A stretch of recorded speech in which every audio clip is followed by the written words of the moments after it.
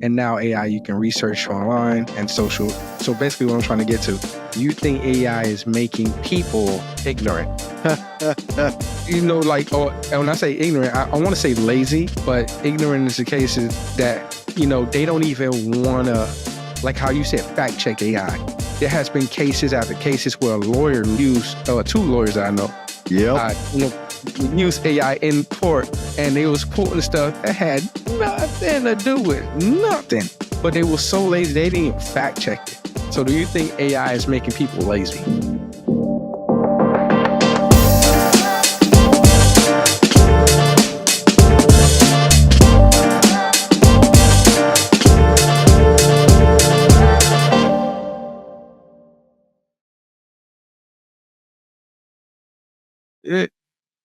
Hello, everyone. Welcome to the Zenroku Podcast Network. And this young man that I have with me is a hoot. We was backstage just cracking it up. Man, this dude is freaking funny. Let me tell you about him. Today's guest is leadership powerhouse, best-selling author, top-rated producer, and the youngest Toastmaster area director at the sweet age of 23. He mastered the art of motivation, turning leadership into something fun, engaging, and impactful. From writing Going North to interviewing world-class minds, he is here to drop wisdom, share his thoughts, a few laughs too, and help us level up. So welcome, Dom. Dom, how you doing? My man, Michael M to the Y, baby. Glad to be here, man. I can't with you. Oh my goodness. I can't. Oh man. I'm trying to be all professional. He just cracking jokes. We're dying. I was trying to hold it in. Dying out here. Oh my goodness. No more fourth wall. We're breaking it. Yeah. Breaking character. Yeah. My man's trying to. I know. Yo. Oh man. So question. You became the youngest Toastmaster area director at 23. What was that defining moment or experience like in your younger years, and what set you on that path to leadership? Powerful question, man. Thanks again for having me on your podcast, man. I highly appreciate that because that means something is working. And what helped me to become the youngest area director at that time in my freaking region 7, the District 18 Toastmaster at the time, was because I really was living out my mantra of advance others to advance yourself. Because for those who don't know, Toastmasters International is this nonprofit organization that's actually 100 years old. I think probably, and it's 101st year. And it just started off just being known to help folks really amp up their game with their public speaking skills. It still does that to this day. It's also what I like to call a low impact environment for introverts who want to network. And I had a mentor at the time, Dr. Ray Charles, not a musician, by the way. Just a disclaimer. So that way folks would be like, hey, wait a second. What? But yeah. Ray Charles, that was a doctor.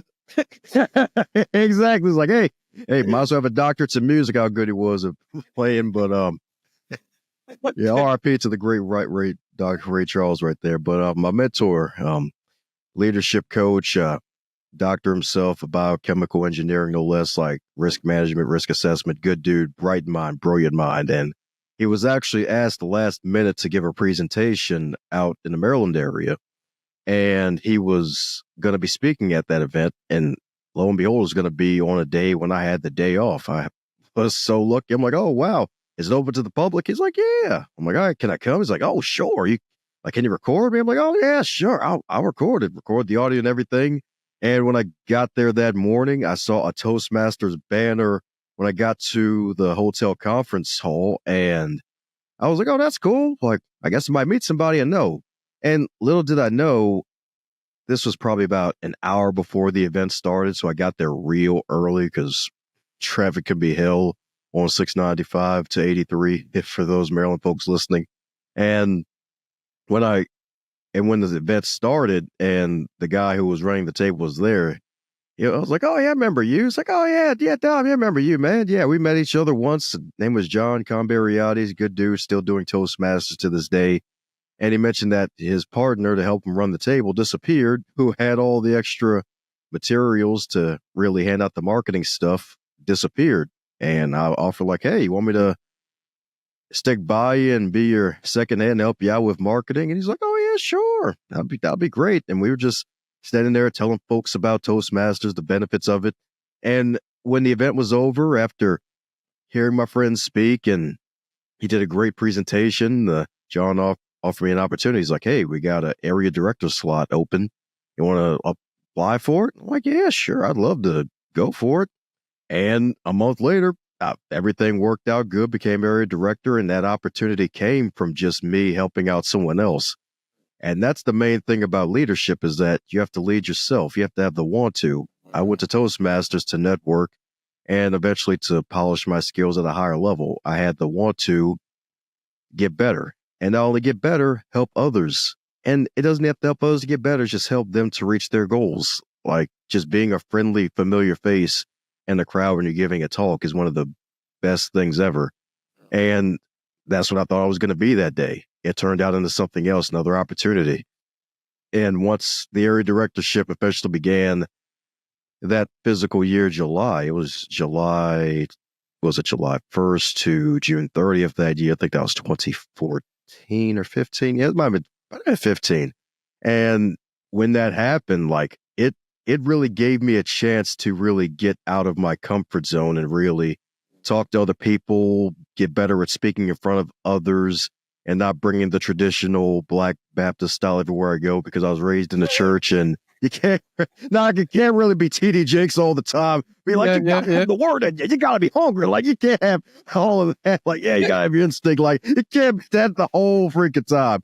So just getting better with that, communicating with others, like it was good times to say the least. And it was a sandbox for me, indeed, because the thing is, Toastmasters, I highly recommend that program for anyone. It's a low cost investment. It's not a $multi-thousand course. Like, you could, over a 2-year period, you're probably spending maybe $300 to $400 just if you're in one club, and the dues are like $60 every 6 months. So in theory, it's like less than $300 just to be in a low impact environment to boost your leadership, communication skills, and if you so choose, expand your influence and your network. So highly recommend it. Jump in the sandbox and just watch yourself grow. Yeah, that's what I like to hear. Yeah. And I got introduced to Toastmasters. I'm trying to think. When I was in Minot, I got introduced to Toastmasters. That was my first duty station. And I believe in Okinawa, there was a Toastmasters. And I like you said, I thought it was for just public speaking, but I realized that a lot of individuals were very, very high in rank, and they use it, like you said, to network. And those individuals really had a tough time speaking in public. And one thing I went there, so in Minot, as a young airman, I was just observing. And then at Kadena, I actually, I want to try. But they kind of put me on the spot because I was like, yeah, I'd like to join. I was watching you guys and, think this is a club. They're like, okay, cool.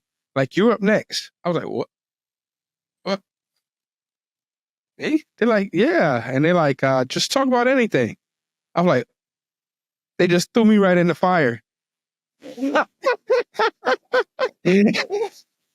like, what?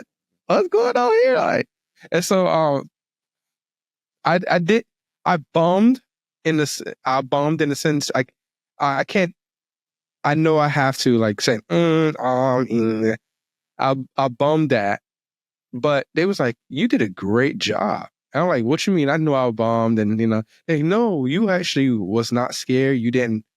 Um, you didn't stutter. You didn't, like, you really took command of the audience, the presence. And like, usually it takes a lot of people confidence to do that. And like, where's your confidence come from? And I was like, that at the time I thought I was going to be the next Lecrae Christian rap artist. So, I was like, I'll be spitting, I'm doing my thing. Yeah, so yeah, and that's where my confidence comes from. I do live shows and I rap. So yeah. But that's pretty interesting, man. And I'm glad Toastmasters, and I do recommend it. Toastmasters had, in just my experience, turned out some great leaders, great public speakers, people who really enjoy the art of it. Yeah. So I want to turn the tables a little bit to, your book, having a best-selling book and then having a top-rated podcast like you do.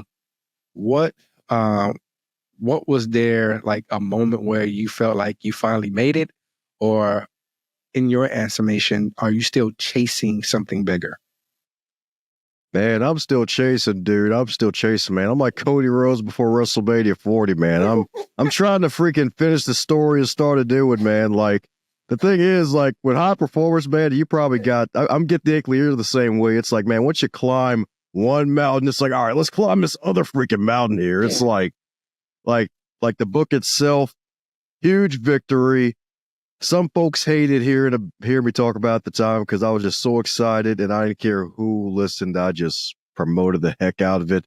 Started a podcast and was surprised that I actually kept it going and still going with it today, 7 going on 8 years later, and just being able to talk to one of the folks. Heck, even yourself, I probably wouldn't be on this podcast today without starting the podcast of my own and writing those books. Like, I'm still chasing, man, because there's still so much more work to do. Like, reading some of my past work, like I'm in the process of really starting to rewrite my first ever book, Going North, because its 10th anniversary is coming up on October 2026. Like, it's been 10 years since my first ever book was written, and there's just so many things that have changed and so many twists and turns that have happened, and I've grown, and there's some things in there that it's like, wow, this is some great content, but now it's like I got a more of a better foundation. Like, my foundation feels more closer to cement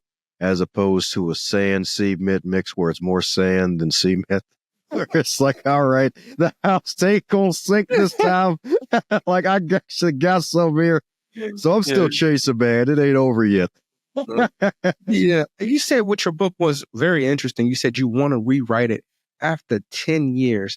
And a lot of times people don't like to touch their original work because they've like, it was a moment in time. But for you to want to rewrite that and add to it, what do you think mostly when you look back on it that changed the most?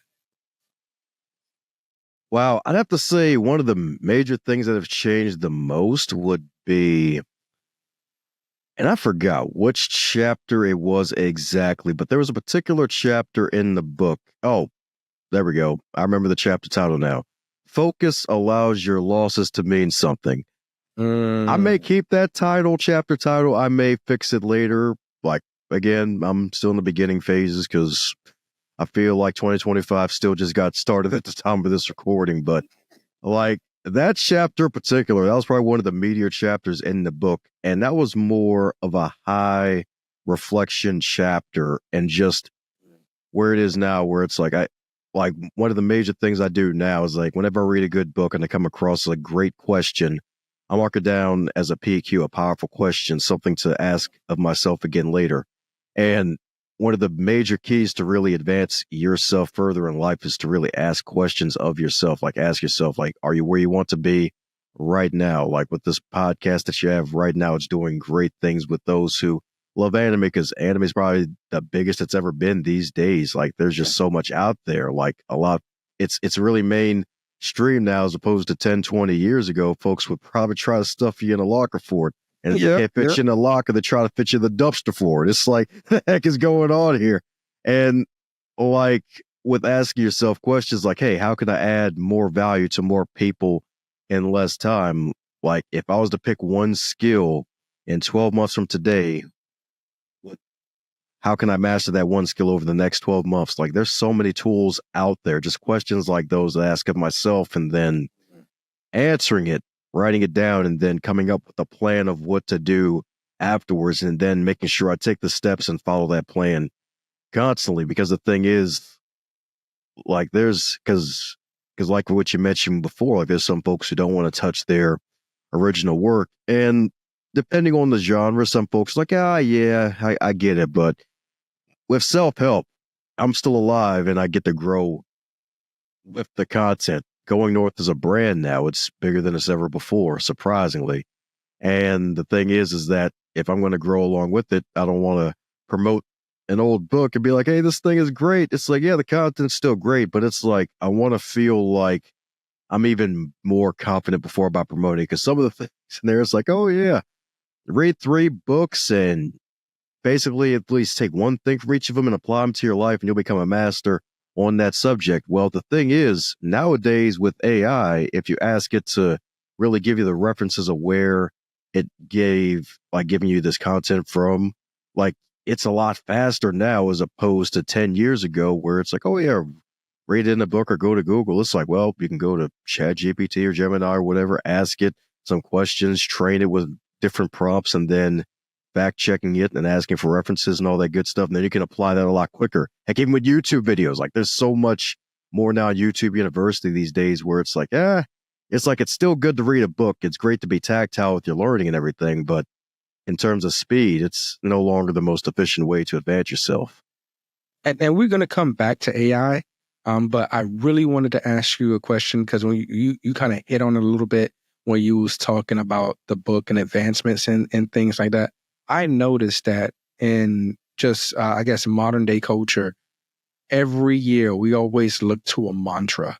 Like in 2024, we started off with the Cat Williams interview, right? And he was talking about everything, the truth is going to be revealed. So everybody's mantra in 2024 was, the truth will be revealed. Now in 2025, I'm not sure if we have anything like a mantra. I think it was probably played off the Drake and Kendrick beef, but Oh yeah, yeah. yet, you know what I'm saying? Like, lames and all that stuff. People call people lames, and to get back and all that stuff. And so I say all that to say, with our current culture, people always look to mantras and different things. Where can a person of your value come in to kind of hurt them to become better? Good question indeed. Funny enough, in the first book, I talk about the New Year's mantra, where you basically pick 1 to 3 word statement to define your year. And you basically focus on keeping that as your theme for the year. And a lot of folks have picked up on that with their one word of the year as well. So, like, the thing is with coaching, one of the biggest things about coaching, and I love coaching other folks, and I've been coached myself and still get coaching to this day on occasion, where it's really about bringing out the inner greatness in other people. Because when a lot of folks may hear about coaches, they may think of the football coach or the sports coach, basketball coach or whatever, yelling on the sideline or whatever, like motivating the players to play at their best and all that good stuff. It's like, you got to get them. You got to run through a brick wall. You got to tackle them, get to the knees, chop them down like a cherry tree. Like, it's not that. Yeah. Coaching is really about listening and just seeing where your client is or who you're helping out, seeing where they are at the moment, asking them certain questions, helping them get to their own answer. Because it's kind of like that old song from Kiss where you're the way or you have the answer. It's like we have all the answer within ourselves because we're living this one life that we have to live in this form, in this realm. And subconsciously, deep in our mind, we really know what we really want to do. And there's going to be barriers that we're going to have to face. And you just got to figure out, like, okay, let's say, maybe I want to be like Michael, start a wonderful podcast, start a YouTube channel, get over freaking 13,000 subscribers on the way to freaking 15, 20,000, 100,000 subscribers. Like, what did he do to get the channel started? Like, his thumbnails are freaking awesome. It's like piecing it one brick at a time and then just really saying, okay, so he's still staying consistent. Like, how can I too stay consistent? How can I stay consistent? And one of the major things to really help out with consistency is setting yourself up for success. Like asking yourself, hey, how can you set yourself up for success? Because a friend of mine, he was starting a podcast it was a couple of years ago, feels for like a few months ago, back in 2020, where he was a guest on my show and he wanted to start a show of his own. And he had a theme of where he wanted to go with it. He wanted to take his book and his brand and start the podcast, but he was having some setbacks. And one of the major things I did to help him out was that I basically opened up my network to him and referred some possible guests for his platform for what he was going for. And the thing is, when you basically network and connect with other people, especially when you tell the right people about your goals and what you want to accomplish, and they help you with that, you're going to be holding yourself accountable because you promised someone else, like, hey, this interview is going to go up whenever, like 2 weeks from now, 3 weeks from now, or whatever. And then it'd be like 3 months later, you get a random email out of nowhere. You probably wake up in the morning all groggy and whatnot. If you went to sleep too late, went to bed too late, like, hey, where's that episode, buddy? Like, oh, crap. Yeah. So, yeah, helping folks is by really asking the right questions, hearing out and using the powerful listening ears that you have to really see where they're coming from, and then just finding the root cause of their problems and pulling out the root of their issues. So that's really how it happens. Okay. So take it. We do like a little mock coaching section, if you don't mind, play along with me. So my niece, who I love dearly, she wants to start a hot dog stand, and she told me she didn't say it. She didn't say it in confidence, but as far as I know, she never said, "Oh, I can't say anything," because I'm all about not forcing people to share their dreams and stuff like that. But she shared it, so I'm sharing it. And she keeps talking about she wants to start the hot dog stand, but I'm like, okay, then start. But she never starts it. And what would you tell her as her coach to get her to get off the couch and get in the game? Yes, definitely. So first I'd ask her, why do you want to start a hot box stand? Like, did you see someone else do it? Is there a friend that you may have that has a hot box stand and they're making bukus of money? Because folks definitely want to get that metaphorical box out, shoot the brain on fire, or maybe put it to sleep in some cases. Because that's what it does too. That's what it does too. And it's like knowing why. And it's like, okay.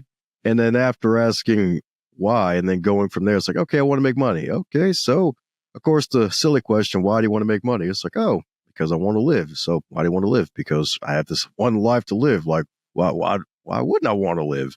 And just going down the path and then realizing, okay, so if she truly wants to start it, after asking her the whys, then we can go into the hows. Like, all right, so do you know anyone who has a hot box business, like a hot box stand, and asking them for their advice? And you don't have to come at it from, like, oh, I'm starting one of my own or whatever, or just being curious about it. You can also ask Chat GPT if you want. Like, we have the tools now with AI. Yeah, and then you can also compare and contrast with the folks who've actually started that business. Like, you can even YouTube it, like ask really on YouTube, like, hey, how do you start a hot box stand? Like, what's the proper paperwork they have to fill up? Because I'm sure there's paperwork that you have to fill out. And then this, depending on the state too, like there's some certain laws you have to watch out for, because I'm sure there are some that aren't open to it as others. Like some folks are more liberal versus conservative, to say the least. And after that, just writing those steps down and then come up with your own list of 20 different things to do. So at the top, successful Hotbox 2025. Let's see, 5 and hot. Oh, okay, let's see. High five, hot 5, 2025 or something like that. Just as a joke, so high 5, hot 25, hot box stand, 20 things I got to do. It's okay. So look up the laws about starting a stand. What's the best location? Like, should I open there at Dunkin' Donuts? Like, should I be where food is? Because it's like, hey, if you're going to get freaking high, you're going to get hungry. Do you want to be by the stadium? Yeah. That's very true. Very true. No, you're right. Yeah, man. Okay. So I did want to ask you, I want to circle back to AI. And you talking about how you use AI prompts and stuff like that. Not a lot of people, but there have been a sufficient number and a growing community where people say, AI has been stealing my content. AI, because basically all the data goes into it, people to train AI as a LLM, accordingly, right? That's a language learning model for the people who don't know. So with that, you train it accordingly, so you can ask it different questions. And now AI, you can research online and social. So basically, what I'm trying to get to: do you think AI is making people ignorant? Or when I say ignorant, I want to say lazy, but ignorant is the case is that, they don't even want to, like how you said, fact check AI.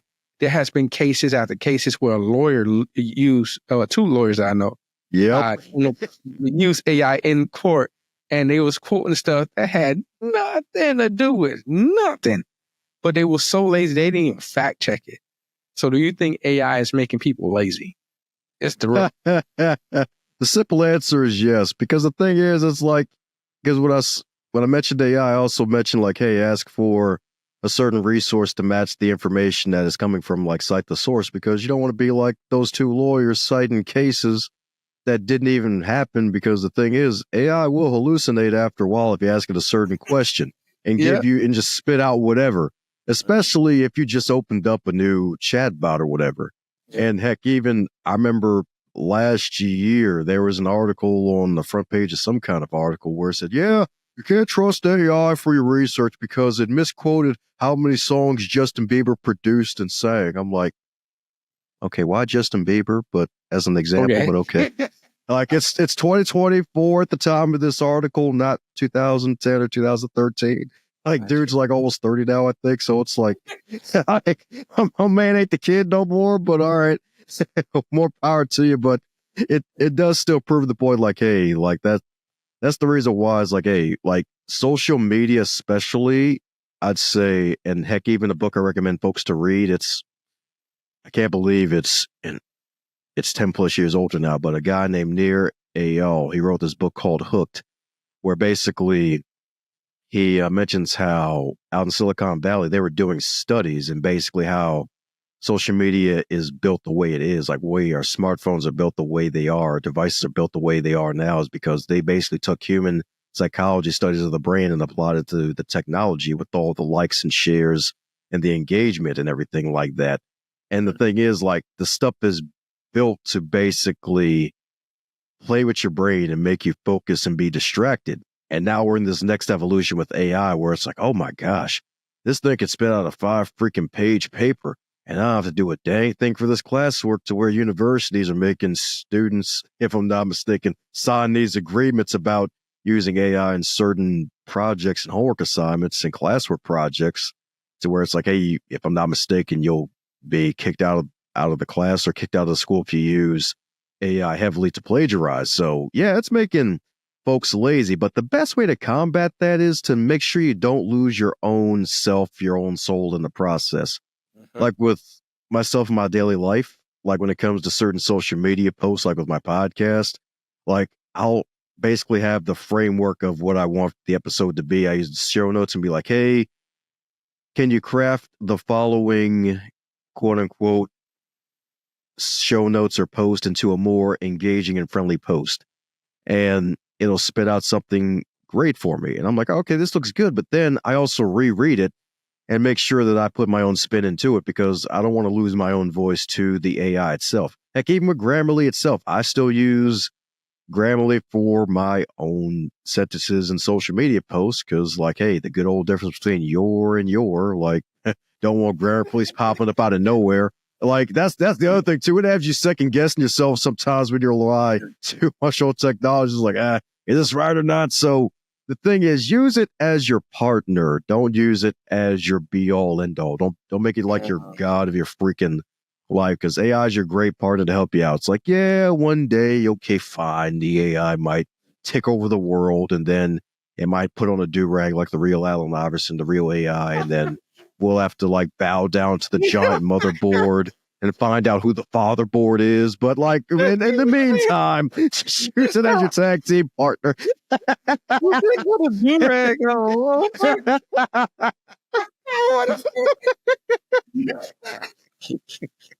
Yo. Hey, man. Hey, this is what he was doing backstage, guys. Oh my goodness. Like he had me rolling. Oh my goodness. Oh jeez. So that it rolls into like, before AI came out though, and you was doing what you're doing, you studied, you practiced, you gained all your skills through to your hard work, your temperance, right? Yeah. And you got leadership skills at, like, I would say at the highest level, right? So what's the hardest lesson about leadership that took you the longest to learn? Wow. Funny enough, too, come to mind. Self-awareness, that's the major thing, like having a higher level of self-awareness. That's actually why I wrote my second book, Stay the Course, Elite Performers, 7 Secret Keys to Sustainable Success. Long title, I know, but had to follow my own rule on that one. And the thing is that, like, with going north, it helps you to develop a more positive mindset. And I guess to had on my show recently, her episode will probably come out, Rhonda Britton, she is America's favorite life coach. And she did an interview once where she mentioned that positive thinking is a skill. Like having a positive mindset is a skill. That's why the late great Zig Ziglar mentioned that, hey, like just like bathing, we need motivation daily. Like you have to sometimes set the positive intention for yourself daily. Like just because you're smiling one day doesn't mean you're going to keep that smile on your face 24/7, because if someone's around you long enough, they'll be creeped out and they may be like, I think I might be dating a serial killer. He's just smiling maniacally. Like you don't want to be a creeper and folks having to watch out for someone who's too happy. Like the thing is, like positive thinking is a skill. And the thing it's a powerful skill. It's a part of my life. But the thing is, there's a danger with that because your glasses metaphorically can be like a beautiful set of stained glass windows in an old school church, to where your eyes are closed to what's really going on around you. And you see everything as A-okay, when truth be told, you have to have some rock solid, realistic optimism instead of just Pollyanna, like everything's fine. And that actually leads to the second skill, which is being a pace setter. Because in Toastmasters, probably my most difficult year in the organization, it was the year when my book launched. Like I had so many things going on at the time. My father, he was suffering with Alzheimer's. This was probably his fifth year where it was at its heaviest. Like he was diagnosed this was like 2012. So this was 2016 when the book came out. So yeah, so 2016, like that was the last full year on earth. So being a part-time caregiver, helping my mom take care of him, and not only that, being in Toastmasters, being a club president, while also being an area director, also having a full-time job, also doing all this self-development, focusing on launching a book and starting a speaking business. Like it was a lot of hard work that I had to put into it. And the thing was, I was still basically in that 0 point where it's like just laser focused, all in, let's do the work, working like a madman. And the thing is that a lot of folks in that group at the time, they weren't as dedicated to really just showing up to meetings consistently and not being there all the time. Like I missed one meeting because of some personal stuff. Next thing I know, like all my officers are gone except for one other person. And I'm like, dude, what the hell happened? I disappeared for one meeting and y'all had the experience to run the meeting. Next thing I know, I come back for the next meeting and there's only one of you guys left. And it's like, dude, like I'm like, what the hell? I didn't even cuss nobody out or nothing. I have no reason to do that. What happened to you guys? So like the thing is, when you're the leader, you have to be the pace setter. And when you're the pace setter, not everybody's going to keep up with you.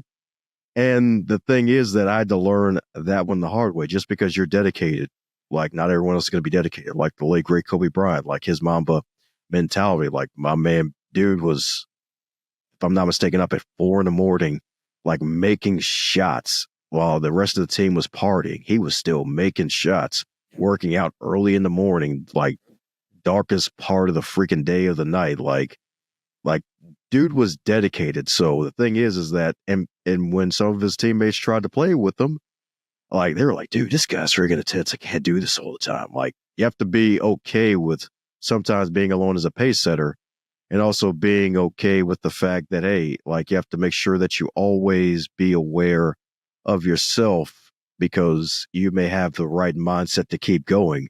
But at times, if you're not aware and you don't have the right people around you to help keep you aware, then you might go a little too far down the squiggly line, and it might be hard to get you out of it. Okay. So I do have a controversial question. You Yes. can choose to answer it if you don't want to. But the question is it's about DEI. Everything in the news about DEI, people are kind of losing their minds about it. And what would you rather when you think about diversity, equity, and inclusion? Do you want different people from different ethnicities working for you or working with you, or do you want people that are diverse or diverse of thought? Not necessarily, different ethnicities and different parts of the country or culture, but they have different thought processes in which they compute the world that they see, right? And or is it, I guess, is culture hand in hand with that? What are your thoughts? Well, at the end of the day, DEI, like diversity, equity, and inclusion. Like, hey, diversity by default. I'm a black guy. Shoot, I can't hide my skin. Like, I could be gay. I could hide that. Like, yeah, I could be like a Buddhist. I could hide that. I could hide my religion, my sexual orientation, whatever. Like, this skin, I can't hide it. This is the armor I'm blessed with and the armor I carry every day. And I don't care who I work with or like who has a job where, because at the end of the day, if I'm going to be somewhere and I'm going to work with somebody, do I get along with them? Maybe, maybe not. Are they competent at what they're doing? Do they know their job? Are they good at their job? Because if you're good at your job and you know what you do, like if you're good at what you do, I don't really care. Like as long as like if you know what you're doing, you're competent to excellent, then that's great. Like at the end of the day, if you're kind and hardworking, I'm all good with working with anyone. And it's good especially to give chances to other people who may not have that opportunity from the beginning. Because I know a big thing and a lot of folks are not a fan of is really nepotism, where one person has fought so hard to or had the chance to get up to a certain ladder, they bring up their whole family with them. And that's the other thing too. Like there's like so many things, like, and there are so many laws and so many changes happening where nowadays, like you kind of need to know somebody to make sure you still have your footing, not even a leg up, just to have your freaking footing. So things going on with DEI is definitely disheartening. It sucks when a lot of people lose their jobs, especially since, if I'm not mistaken, the federal government, I think they're probably the biggest employer of people, at least a month ago, the time of this recording, compared to freaking Walmart. Like they have a lot of employees, and I don't want anyone to lose their freaking jobs, and a lot of folks did. And it's a sad thing. So, like, I'm all for diversity, equity, inclusion. Like, hey, if you know what you're doing, you're competent. And if you're kind and hardworking, that's a freaking bonus. It's really about, can you get the job done with me? And you know what you're doing. Like I could care less if you're a man or a woman, like 4'3", 7'9", like it don't matter. You could have pink skin with freaking yellow hair. Like you could be from planet. You could be one of the Qatar. I could care less.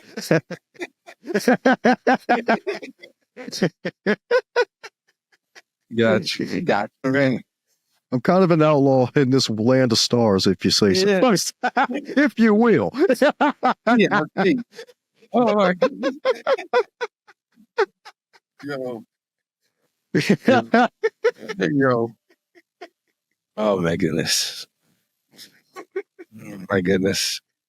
You bring so much energy and positivity, but not in a terrible or like you said, like a half, the glass is always half full type of way, right? So what's a belief or mindset you use to hold you to that, like to be completely, unbothered and completely willing to learn and grow consistently? Yes, learn and grow consistently. I have to say faith and the definition in terms of confidence in the unseen. Like, yes, faith in God, definitely. That's a default when folks hear faith, but you can also have faith in yourself, faith in your skills, your abilities, the things that you've gone through.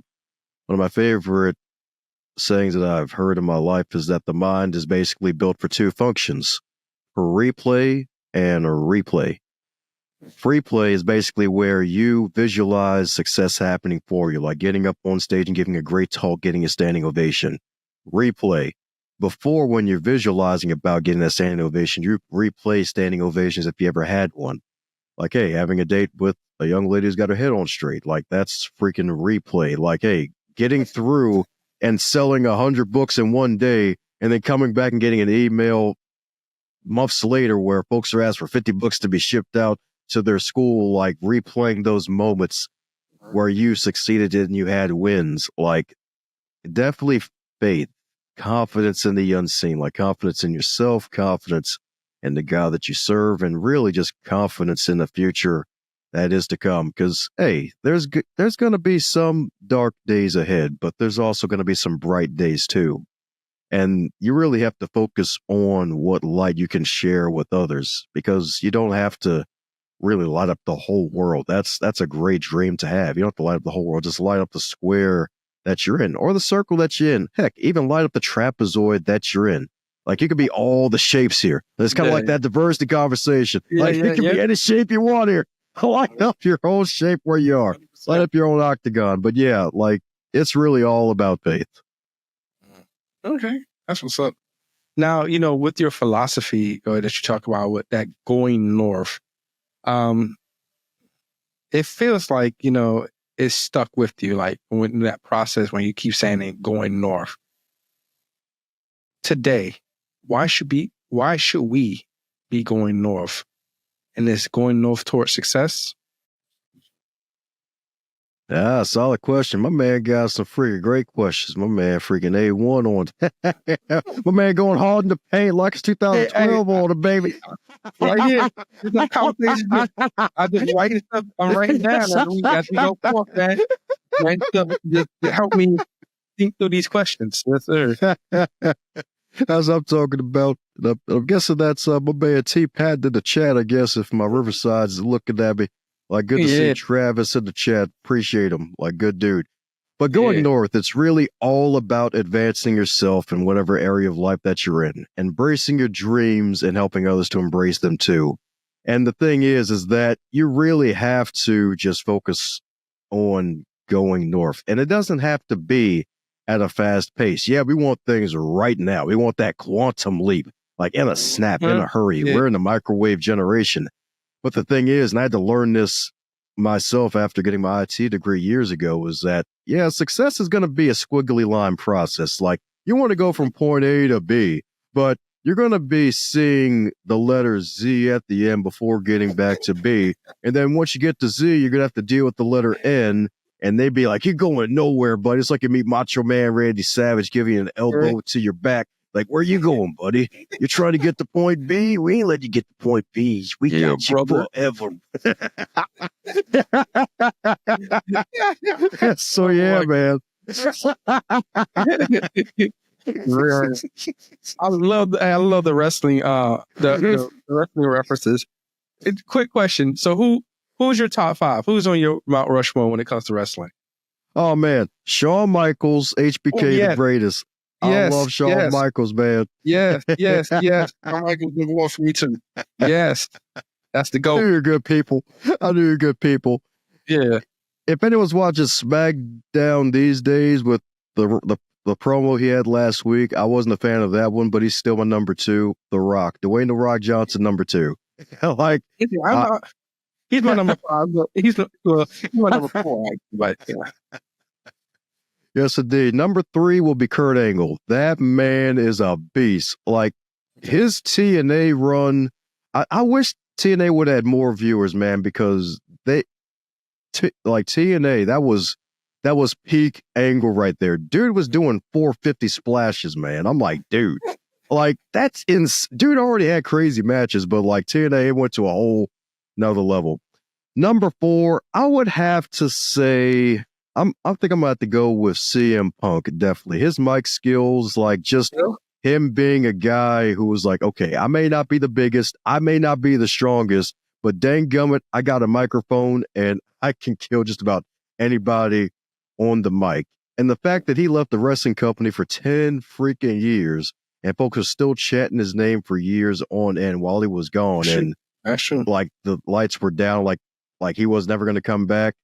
Dude came back to wrestling and then eventually found his way back to the WWE. So he's number 4. And then my number 5, I would probably have to say the phenomenal AJ Styles. Okay. All right. That's not bad. See, we differ because my number 2 is Rey Mysterio. Oh, Ray is amazing. That man got robbed 10 years ago during that Summer of Punk. They should have let that man carry the title of SummerSlam at least. Yeah. That was my dude, man. Rey Mysterio was my freaking dude. And then I would say, I say the Ultimate Warrior is my honorable mention. He's not my number 3, but he's my honorable mention. My number 3 is actually hey, what's the name? It's well, he had many names. I want he had Dude Love. Oh my God! Yes, Mick Foley basically. Mick Foley, Cactus Jack. Cactus Jack. Yeah, I'm trying to think of all his names, like his personas. Like that dude was just classic, classic. And so, you know what I'm saying? And I just love that about him. And then, now Rock is my number 4. So, yeah. And then Booker T, I would have to say Booker T is my 5. Oh, dude. Dude, that man stays in amazing shape. Like, my man is personification of black don't crack. And he's hilarious on the mic. I'm glad he's on commentary. Black snow. Sucky, quack, quack. Yeah. That's funny. So I just had to lighten the load a little bit. Okay. I did have a serious question. Like, a lot of people struggle with consistency and discipline. You said you've been coached and you have coached people. What is something you do daily that keeps you locked in, even when you don't feel like showing up? Good question. Good question right there. Like, one of the major things is definitely families for me. Definitely family for me. Because right now, my mom, she's 84. And and ever since my dad passed away, a weight's been lifted from the caregiving aspect, but they were together for 57 years. So, like, it's hard to lose somebody that you've been together with for that long. And these days, she's not herself the way she used to be even 3-4 years ago. So just looking out for her, and one of my running jokes is basically making sure I return the favor for 9 months of rent, even though it was a lot longer than that.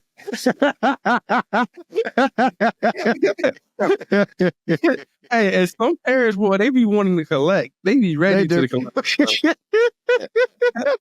They be like, oh, they see you got a nice house. They be like, oh, we got a nice house. We, I didn't know this was a we thing. Okay. Foot on the couch. Feet on the couch. He eat everything in the fridge. Like, I ain't even hungry, but I'm hungry today, baby. Yeah, I'm hungry today. This is my stuff today. That's funny. That is funny. Oh, man. So, man, Hey, we're about to wrap up. So you tell me and you tell the guest and everyone who's listening what you got going on. Yeah, got a lot going on. So to basically just want folks to not only subscribe to my man Michael's podcast here, if you haven't already subscribed to his YouTube channel. My man's still growing and he's getting better and not better, y'all. Definitely subscribe to him. And for those who want to get some inspiration and be inspired to become an author one day, check out the Going North podcast. It's the podcast where we inspire non-authors to one day become published authors.